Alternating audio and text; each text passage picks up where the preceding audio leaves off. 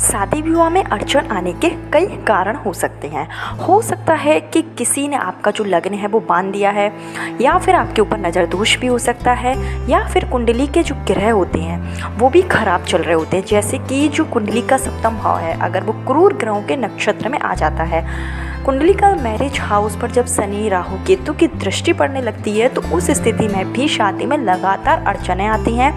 शादी के जो योग हैं वो होते होते हुए भी रुक जाते हैं। कई बार ऐसा होता है कि रिश्ते बहुत आते हैं, रिश्ते वाले जो होते हैं वो देखकर चले जाते हैं, लेकिन अपनी तरफ से कोई भी हाँ या ना का जवाब नहीं देते हैं। कई बार लड़की वालों की वजह से मना हो जाती है, तो कई बार लड़के वालों की साइड से मना हो जाती है, और जो शादी होती है वो उसके योग नहीं बन पा रहे होते हैं।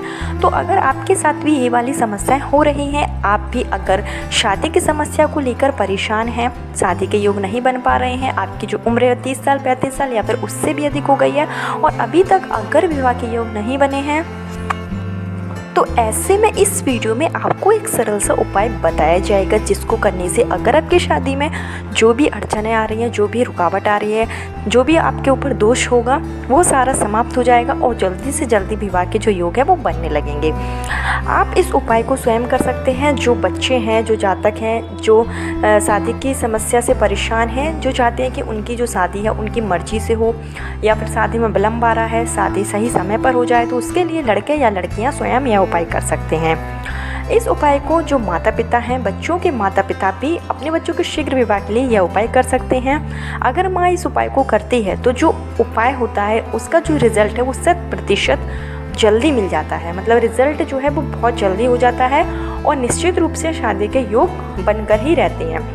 क्योंकि जब माँ किसी बच्चे के लिए कोई उपाय करती है, पूजा पाठ करती है, तो माँ के द्वारा किया गया कोई भी जो कार्य होता है वो पूर्ण विश्वास और श्रद्धा के साथ होता है। माँ जब अपने बच्चों के लिए कोई भी उपाय करती है तो पूरी तन्मयता, पूर्ण समर्पण के साथ करती है, जिससे कि जो ईश्वर होते हैं वो उनकी जल्दी सुन लेते हैं, और बच्चों के जीवन में जो भी परेशानी होती है, विवाह में जो भी बाधाएँ होती हैं, वो जल्दी से जल्दी दूर हो जाती हैं।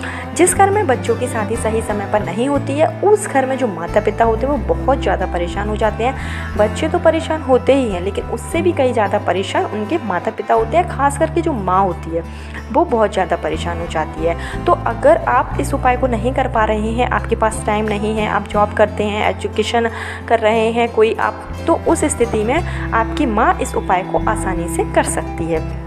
आपको बता दें कि यह जो उपाय है वो आपको करना है गुरुवार के दिन से। आपको इस उपाय को शुरू करना है। तो किसी भी महीने का जो शुक्ल पक्ष का गुरुवार होगा, आपके घर में कैलेंडर होगा, तो उसमें आप देख लीजिएगा कि जो हिंदी के जो महीने होते हैं उनमें शुक्ल पक्ष कब लग रहा है। तो किसी भी महीने के शुक्ल पक्ष के गुरुवार से आप यह उपाय करना शुरू कर दीजिए, और 7 गुरुवार के दिन आपको इस उपाय को करना है।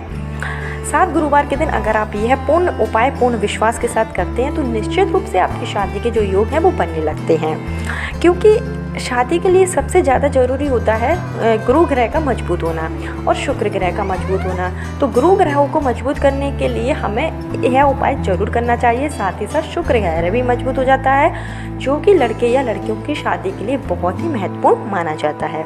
तो चलिए उपाय की शुरुआत करते हैं, लेकिन उससे पहले हमेशा की तरह आपसे मेरा निवेदन है कि अगर अभी तक आपने मेरा चैनल छोटी बहू डेली टिप्स को सब्सक्राइब नहीं किया है, तो चैनल को सब्सक्राइब जरूर कर लीजिए। वीडियो पसंद आए तो लाइक कीजिए, और कमेंट बॉक्स में हर महादेव या जय माँ लक्ष्मी जरूर लिखिए, जिससे कि माँ लक्ष्मी की कृपा आप पर और आपके पूरे परिवार पर हमेशा के लिए बनी रहे। तो इस उपाय को करने के लिए आपको जो चीज़ों की ज़रूरत पड़ेगी, पहले आप उनको देख लीजिए कि क्या क्या चीज़ें आपको लेना है।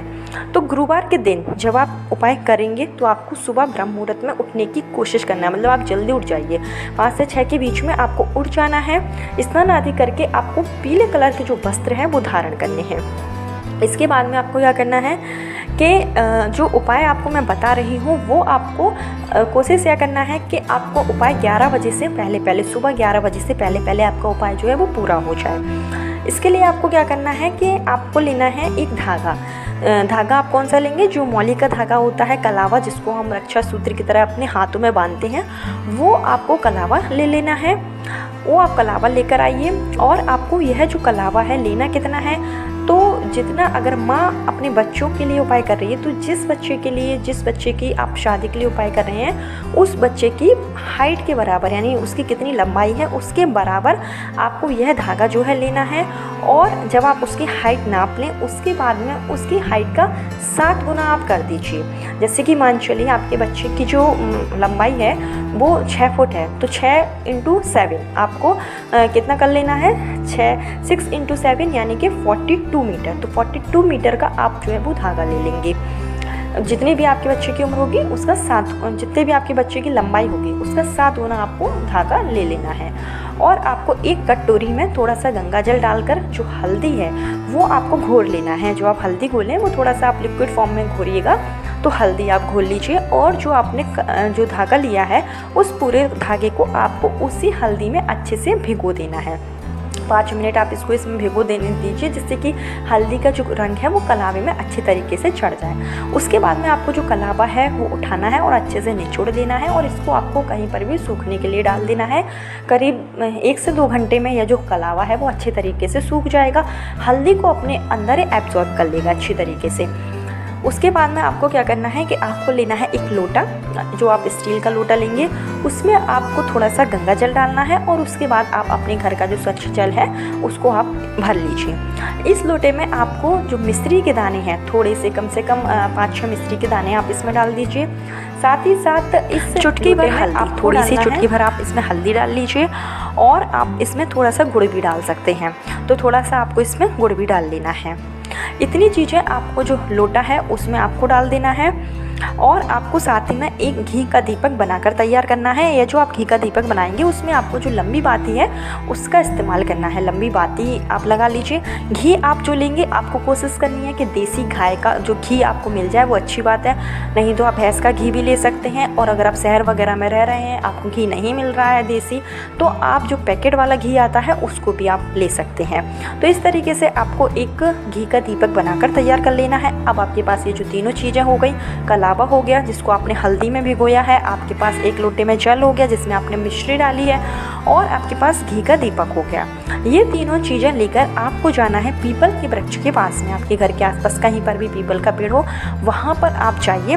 पीपल का पेड़ वहाँ वो होना चाहिए जो कि काफ़ी टाइम पुराना हो। कोशिश तो यही करिएगा आपके काफ़ी टाइम पीपल का पेड़ पुराना हो। उस पीपल के पेड़ के नीचे आप जाइए।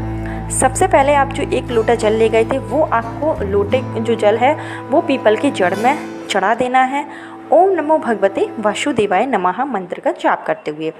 उसके बाद में आप जो घी का दीपक ले गए थे वो आपको प्रज्वलित कर लेना है और विष्णु भगवान से आपको प्रार्थना करनी है कि हे भगवान, मेरे अगर बच्चे कर रहे हैं तो वो अपने लिए प्रार्थना करेंगे कि मेरी शादी में जो भी अड़चनें आ रही हैं, जो भी ग्रह दोष हो वो शांत हो जाए, शीघ्र विवाह के योग बन जाए।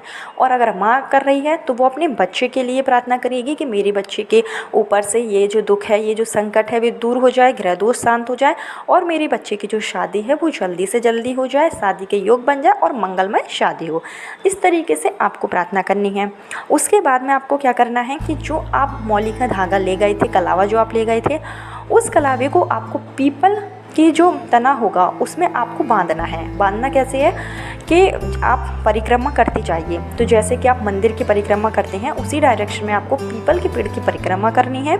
मतलब जो पीपल का पेड़ हो वो आपके राइट साइड में होना चाहिए। परिक्रमा आप करते जाइए। परिक्रमा जरूर आप ध्यान रखिएगा कि सीधी ही आपको परिक्रमा करनी है।